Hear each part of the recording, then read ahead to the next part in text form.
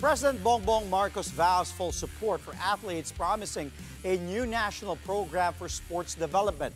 During his fourth State of the Nation address earlier today, BBM pushed for a stronger grassroots program to hone future champions for the country. The said new sports program will begin in schools, which could mean the return of sports clubs and intramurals in public schools. The president cited the Palarong Pambansa last May in his home province of Ilocos Norte, as well as the upcoming Batang Pinoy Games in General Santos this October, as key events of his administration's sports initiatives.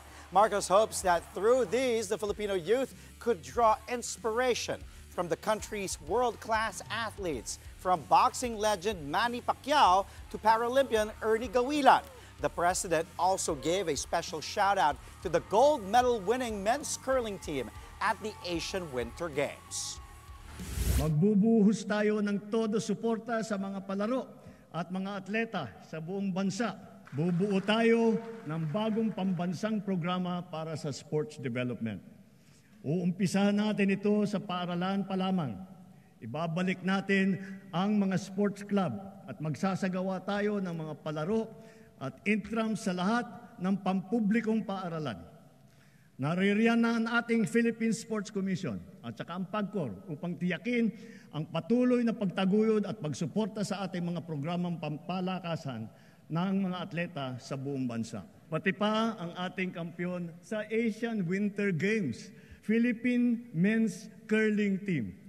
Akalain mo nga naman, walang winter dito sa Pilipinas. Napatunayan pa rin natin na kaya natin maging kampiyon sa Winter Games. Kilalanin natin ang mga atleta na umani ng karangalan para sa Pilipinas. Hindi lamang sila nakapaghatid ng kasiyahan sa buong sambayanan, pinalakas pa nila ang ating pagmamahal sa bayan at lalo pang pinatingkad ang dangal ng bawat Pilipino.